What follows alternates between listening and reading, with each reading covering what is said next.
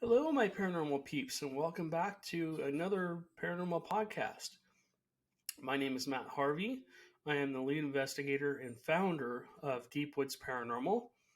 My wife Amanda and I, have been investigating the paranormal for close to almost 30 years now. It's been a long time. We started out with ghosts, and then about 10 years ago, we switched over to ghosts and Bigfoot and UFOs and all kinds of other stuff. So I just want to give everybody a quick update. We have a lot of new followers, and both on YouTube and on our paranormal podcast here. I just want to welcome you all and thank you guys just so much for following us and all the downloads and all the support that we get from you guys and the questions and the concerns and everything. Amanda and I have been just doing a lot of private cases.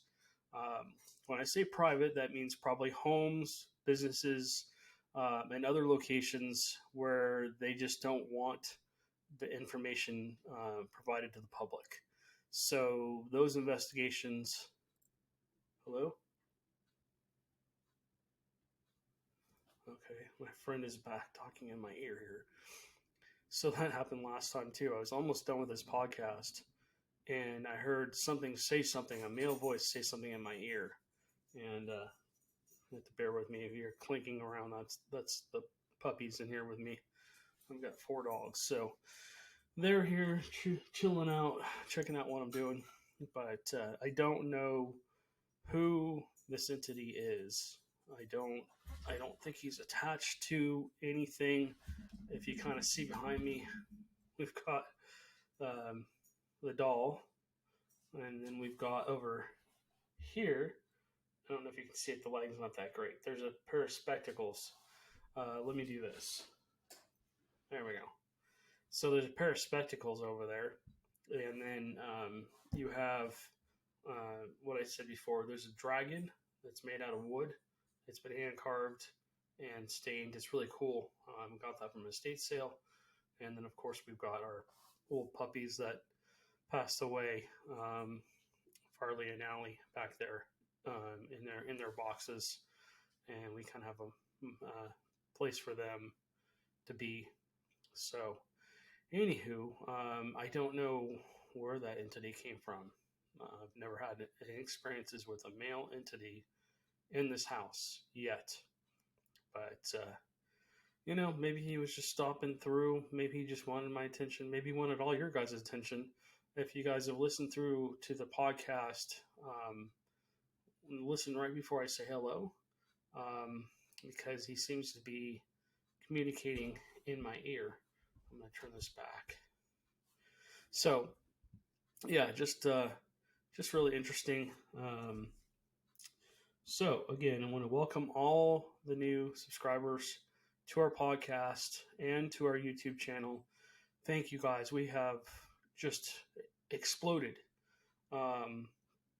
We went from a couple months ago only having a couple hundred downloads a month to now we're at 800 downloads a month in 2 months.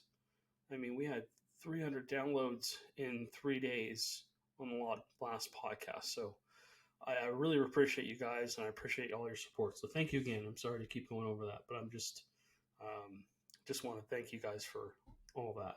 You have no idea what it means to us to have you guys follow us on YouTube or subscribe to us here, or even just download an episode of our podcast. So if you don't know, we're also over on YouTube if you want to watch this podcast. We also do investigation videos over there, and we do a lot of cool things over there. We do like exploring locations. There's a lot of historical areas out here in Texas that we go check out. Sometimes we do quick interviews with people, talk to them about paranormal stuff if they're willing to. Out here, it's a little more difficult because people don't really like to talk about that stuff. So let me give you guys an update on Joe's camp and the jail investigation we did. If you watched our Facebook Live, you saw what happened, and I kind of talked about it last time. I've been so bogged down between work and personal life and trying to get videos up that I've fallen a little bit behind. I have those 2 investigations I got to get up onto our YouTube channel. We've kind of talked about them last week. The jail was insane. So we hope to get back in there sometime in the future. We're also trying to set up another jail investigation here in the future. So maybe we'll go live on that. One thing I do want to talk about, and the more times I go back to Joe since he's removed a lot of the trees, and it's not his fault. He had to. I mean, if he hadn't done that, I mean, he gets lightning strikes. The lightning strikes up there hit his trees and catch them on fire. It's insane. He had about 200 to 300 different, very beautiful, tall pine trees on his property. And those trees came all the way down. If you're looking at a football field, imagine Joe's property is a football field. And you come down to the last 30 yards of his property. That's where his camp was, in the very front. And then towards the back was just all forest. It was a thick, forested area, a thicket. And the Bigfoots would literally come down at night. Well, they come down through during any time of the day, but they would come up right up to those trees within about 10 to 15 feet of you. And they just stand behind the trees. You could see them peeking around the corner. But you had to have an infrared camera to see their eyes. It was the coolest thing to sit there and look at them and see them duck down or, be on their all fours or whatever. You could actually kind of see them a little bit. We could see them with our eyes a little bit. You could kind of make out a shape, but you couldn't really see them. And basically what they would do is they'd come in and creep up, get behind the tree, and either stay low, a couple feet off the ground, or be on all fours. And then they would kind of try and make themselves fit behind these trees, and they're just so much bigger than the trees. It was pretty difficult for them to do, but it's pitch black out there, and we turned all the lights off, and all we have is these little infrared spotlights to try and capture this movement and stuff out there. So essentially, when they would come in, they would use those trees as cover, and now if those trees are not there in the middle of his property, almost all the way to the back, it's really changed how the Bigfoots operate. Joe and I talk every couple weeks, and he updates me on what's going on because we're continuing to study his property. We do believe that he might have a pupping ground. We also do believe that there's a bunch of juveniles on his property. I kind of talked about that last time in the last podcast. So these juveniles, they're a little bit different. They are a little bit more afraid of people. They aren't as trusting. They don't come as close. Maybe because there's just all that cover's gone. Now it is starting to regrow. Joe's going to be having more pine trees planted back on his property when he gets the opportunity. But the brush and everything's starting to grow back up, and so he's kept his property up pretty nice. And with that brush, I mean, when I went out there, I mean, the tree structures everywhere. Some of them looked really old, and a lot of them I had seen before. The trees bent over, and all the brush, all the the vines and stuff woven into them, and more, basically tree branches broken off with all the leaves on them, leaned up against these tree bends. Excuse me.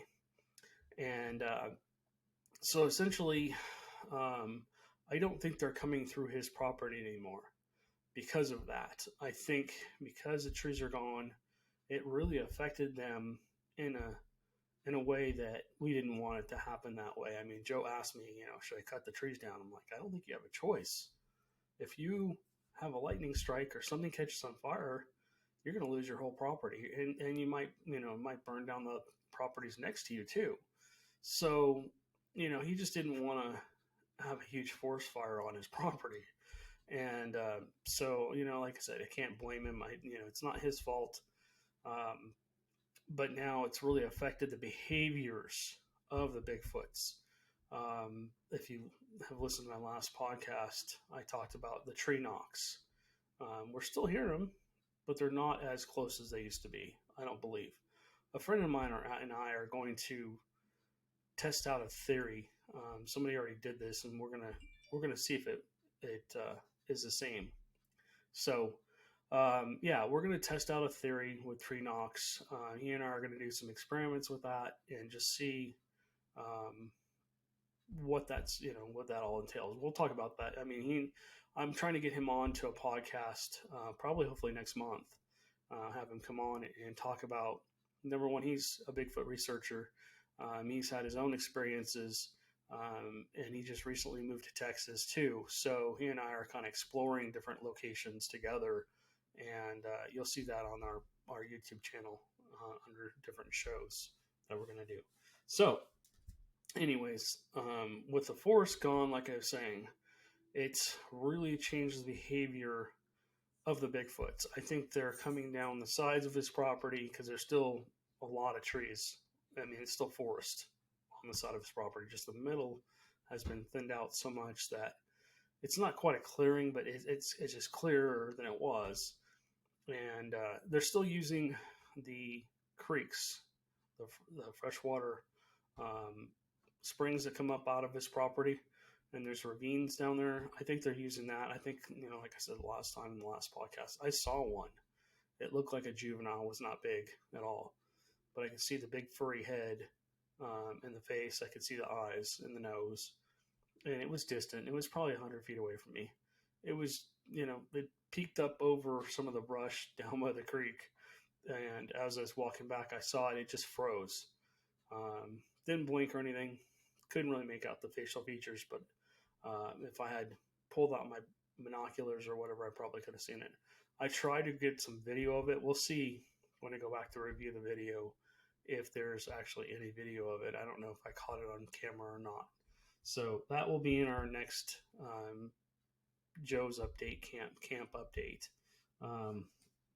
Okay, so talk about that. Just bear with me. I have a checklist so I don't just go on and on about the same thing. Okay. So our plan, I know somebody had brought up on our YouTube channel, and I've heard of a few other people ask me, when are you guys going to be heading back out to a cemetery? The plan is to head out there sometime next month. Next month schedule, like every weekend, just like getting filled up so fast, and then we're already scheduling into May because there's just so much going on in our personal lives and also in our paranormal lives.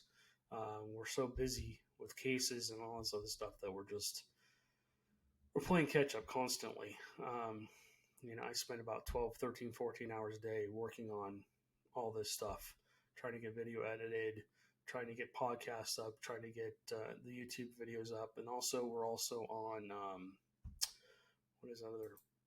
Rumble. We've moved over to Rumble too. So now we have videos also on Rumble. If you don't like YouTube, you can go over to our Rumble page, Deep Woods Paranormal, and look for us there.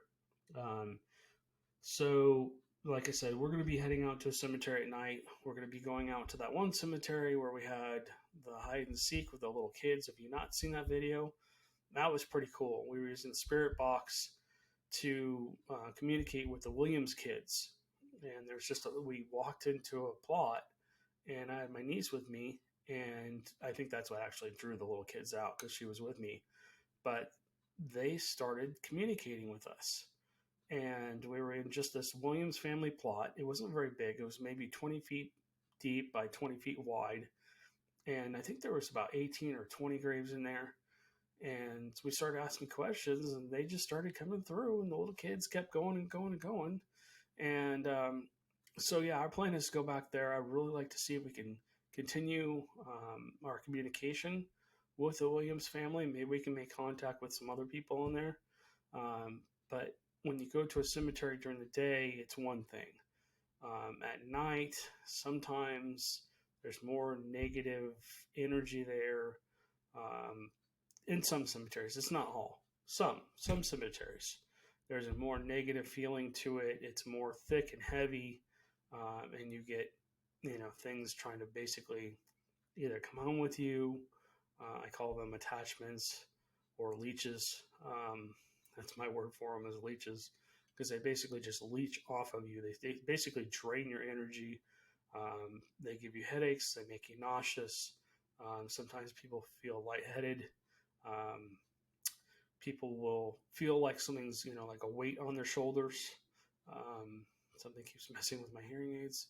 Um, and there's a lot of other things that can happen with that. So, um, when you leave anywhere, I always say this: before you leave anywhere, even if you're not investigating, get to your car or whatever mode of transportation you're going to use. If you're walking home or whatever, walking to a hotel, whatever, just say, if there's anybody with me, you can't go home with me. Halfway back to wherever you're going, I don't care if it's 5 steps, say the same thing. If there's anybody with me, you can't go home with me. And then thirdly, when you get to where you're going, let's say you're going home or whatever, you get in your car, get your car started before you say any of this. If you're driving or using any kind of mode of transportation, start the vehicle, then get down the road to the first stop sign, first stop light, whatever, and say it there.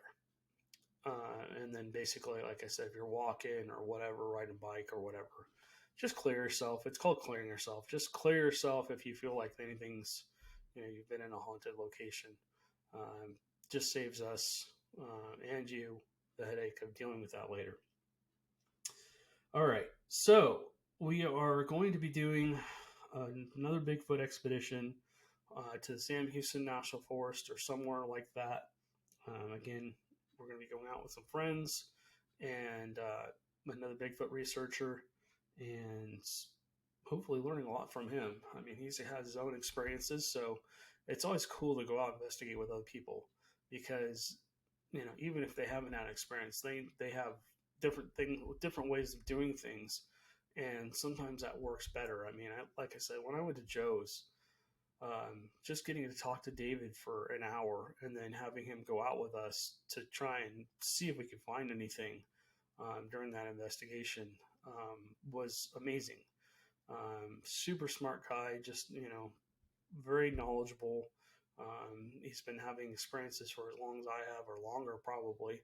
And, he's done really well with them in communication and being able to get them to take offerings and stuff. So we're going to take what I learned from that and do some offerings down in the Sam Houston National Forest. Like I said, we're going to try and do some tree knock techniques and stuff like that. The problem with the Sam Houston National Forest is, I mean, how many Bigfoot researchers have been in that forest? How many tree knocks have they done? How many screams have they done? Bigfoots, if you believe them, and I always say, if you have to have an encounter where you can say that wasn't anything else but, be it Bigfoot, ghost, UFO, anything paranormal. You have to have an experience where you can say it couldn't have been anything else but. So, if you're a believer or you've had an experience, that's great. If you're not, and you're listening to this and you're going, okay, this guy's crazy, cool. If you're in Texas, love to have you come out with us and see if we can experience something. So, yeah, we're going to go down to the Sam Houston National Forest. We're going to try some tree knock techniques. We're going to document that, and then we're going to try and do some offerings. We'll also do a night investigation, and Man and I have been doing a lot of scouting down there. You've seen some of our videos of scouting in that area.